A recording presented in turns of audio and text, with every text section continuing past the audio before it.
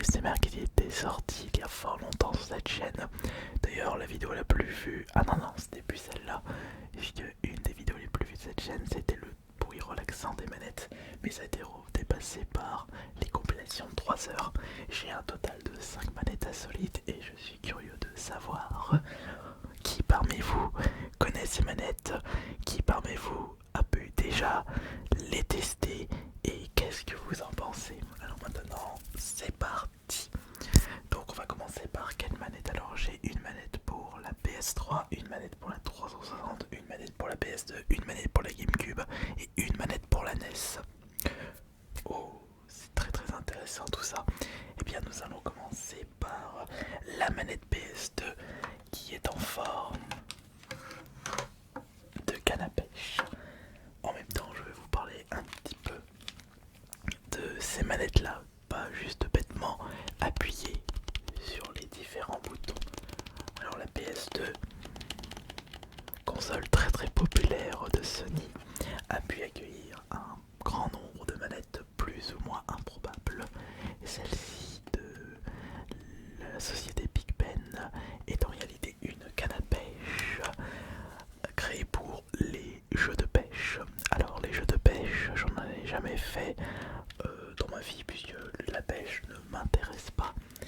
Mais il en est sorti quelques-uns sur la PS2. Je crois qu'il y a Rapala ou Bassmaster. Et c'est une manette que vous pouvez utiliser sur d'autres jeux PS2. Vous avez l'embout PS2, vous la branchez et c'est parti. Je me souviens avoir fait une vidéo en tentant de jouer à GTA 3 avec cette manette. Vous pouvez y jouer mais c'est assez compliqué de jouer avec ça. Puisque comme vous pouvez le constater, il manque un joystick qui a été remplacé par l'objet pour ferrer le poisson.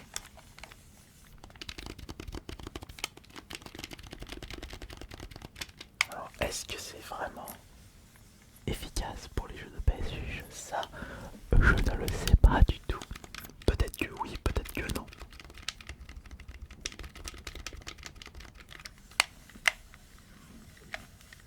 Ça me manque les petites vidéos où je faisais des tests de manettes improbables sur ma chaîne principale.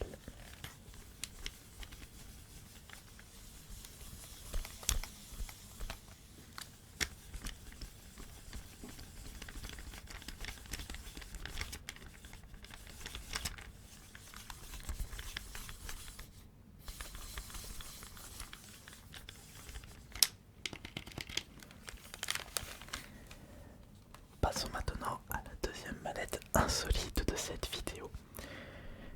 Nous étions sur la PS2, passons à la concurrence.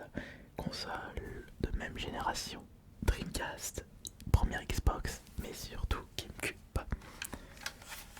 Puisqu'ici nous avons une manette tronçonneuse. Oh, oula, une manette tronçonneuse, mais elle était sortie. En quel honneur, pour quel jeu a-t-elle rendu hommage? Il va se marquer dessus comme le port salut.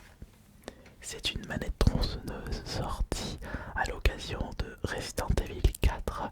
Il y a même une autre version de la manette tronçonneuse pour la PS2, un peu plus aboutie et de couleur orange.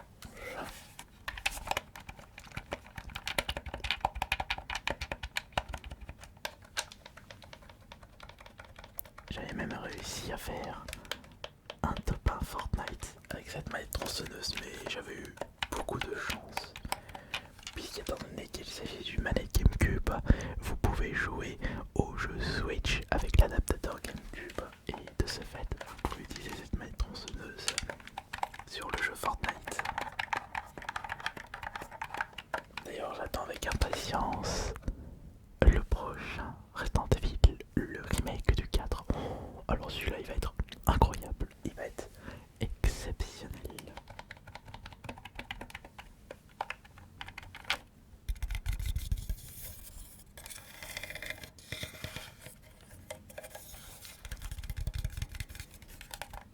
J'ai tellement passé de temps sur Resident Evil 4, sur la GameCube, après après je l'avais refait sur PS3, enfin déjà 360, après je l'ai refait sur la PS3, je l'ai refait sur la PS4, sur la Xbox One, et puis même un petit coup sur la PS5. C'est un jeu auquel j'ai passé beaucoup de temps, quelle que soit la version. Ce que je trouve dommage, c'est que la version boîte de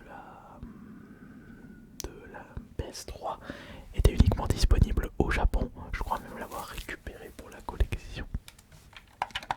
Faudrait que je vérifie ma petite collection à thème sans suite.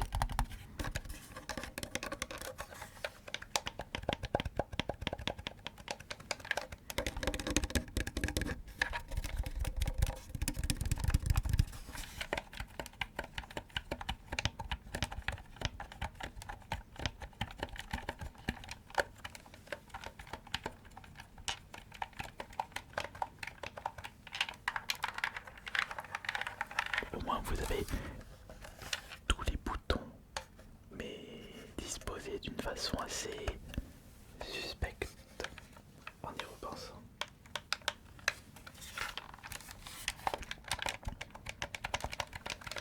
Mais c'est une manette très insolite et jolie pour votre décor vidéoludique.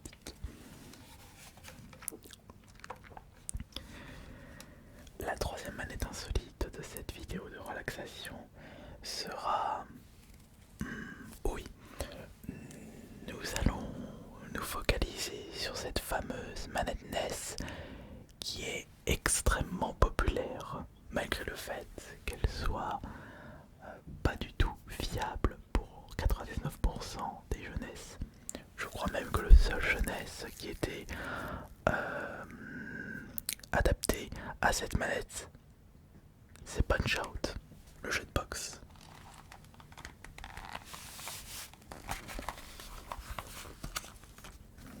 Une manette de camp pour la NES se nommant Power Glove. Ah déjà je pense que pour les plus anciens d'entre vous, Power Glove, ça doit vous dire quelque chose. Alors c'est bien simple, le Power Glove était compatible avec l'ensemble des jeux NES. Par contre, cette compatibilité ne voulait pas forcément dire fiabilité. Il y avait plein de jeux qui n'étaient pas adaptés pour cette manette. Et parmi mes tests personnels, j'avais pu prendre plaisir que sur Punch Out. Après, manette camp pour un jeu de boxe, ça va. Ça pouvait le faire.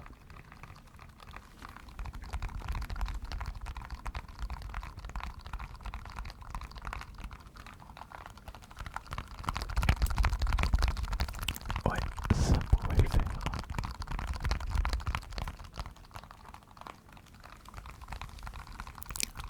Oui, ça le faisait.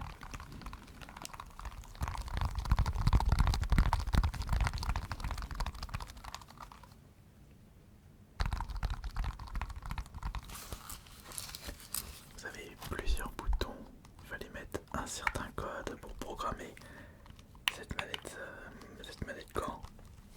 Vous avez les boutons Start, Select, croix directionnelle, PA et Clear pour revenir à la programmation de la manette.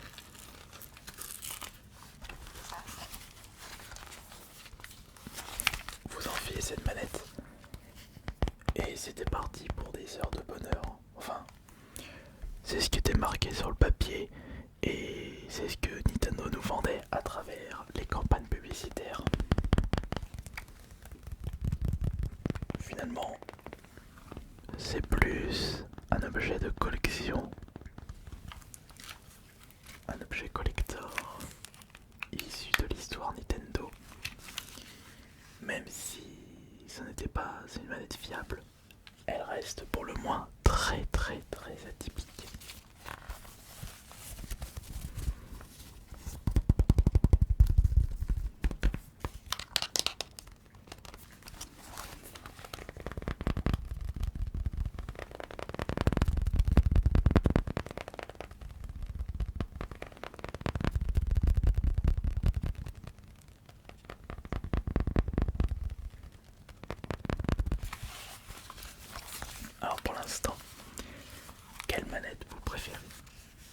La manette grand. La manette canne à pêche. Ou la manette tronçonneuse. Mais peut-être que ces 3 manettes ne sont pas aussi relaxantes que les 2 suivantes.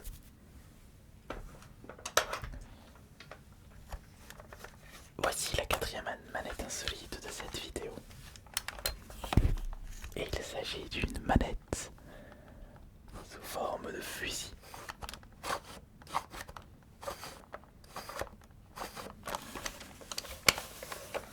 Une manette Xbox 360, comme vous pouvez le constater avec le bouton Power Xbox. C'est un fusil sorti, vendu avec le jeu Camella Hunt, un jeu de chasse. Cette manette fusil me fait rappeler la manette bazooka de la Super Nintendo, le Super Scope 6. Mais celui-ci est plus fiable. Et pour pouvoir l'utiliser, vous aviez besoin d'une barre pour opérer votre visée.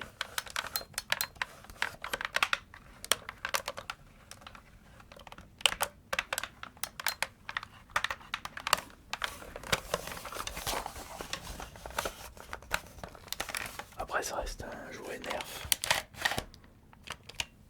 En ce qui concerne le design, bouton A, bouton B ici, premier joystick, deuxième joystick à ce niveau avec 2 autres boutons X et Y. Ça doit être la première cachette. Star Select ici, bouton Power. Et maintenant, où se trouvent les dernières jaquettes, enfin les dernières, cachettes. Il n'y a qu'une seule cachette là-dedans. Et pour la repérer, c'était ici.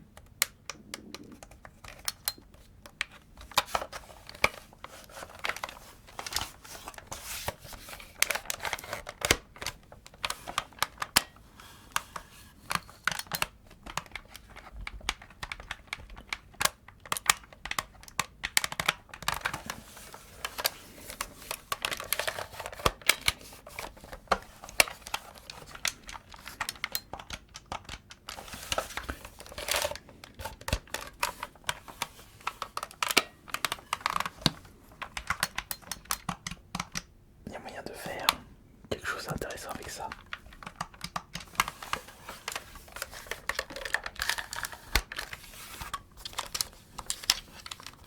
Ici on met les piles pour changer. Et c'est parti.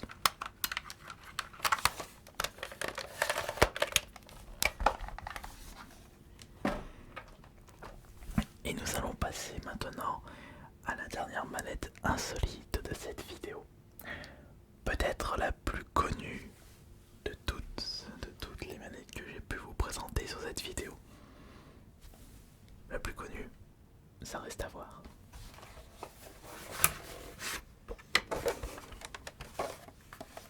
Et oui, il existe une manette en forme de platine, sortie à l'occasion de Digi Hero, compatible avec Digi Hero 1 et Digi Hero 2, des jeux de rythme qui ont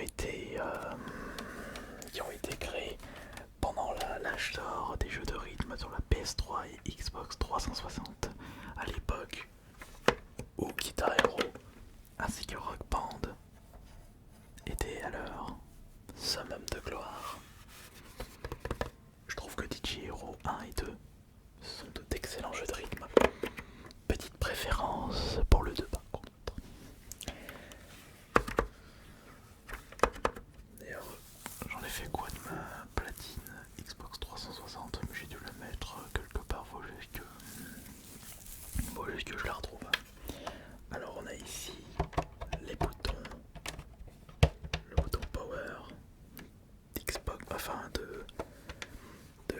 DigiFusion de PS3, un bouton ici, une molette là, et un bouton à mettre à gauche, à droite, ainsi que 3 boutons et une platine à tourner selon les notes et les actions à faire.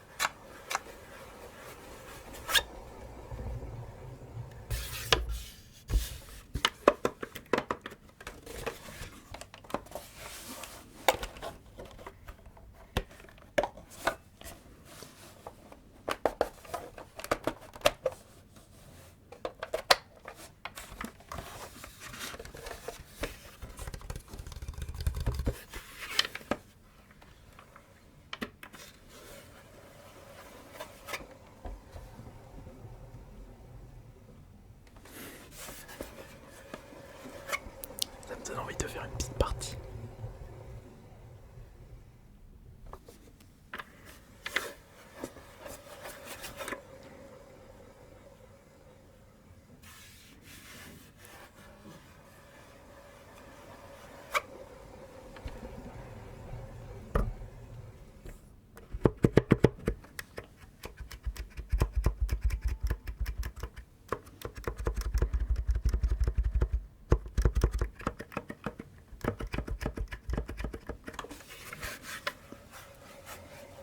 Alors du coup, quelle a été votre manette insolite préférée? Vous pouvez me dire par rapport à son design, mais le plus important c'est par rapport à son côté relaxation évidemment. Est-ce que vous avez préféré la platine de Digi Hero?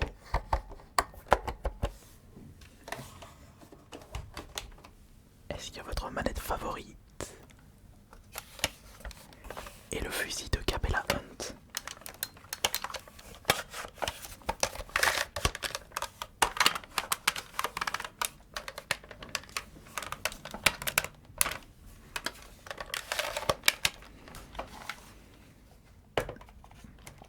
Est-ce que vous avez une préférence pour la manette camp de la NES? Cette douce odeur de renfermé, de grenier.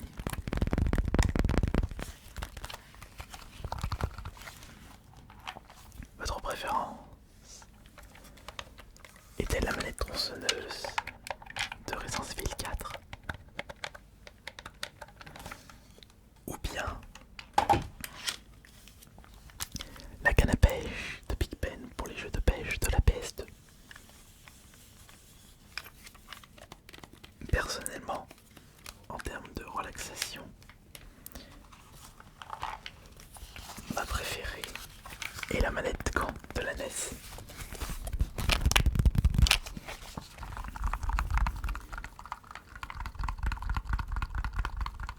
Écoutez ça. En termes de design, c'est la manette tronçonneuse. Et en termes de gameplay, c'est la platine de Digi Hero.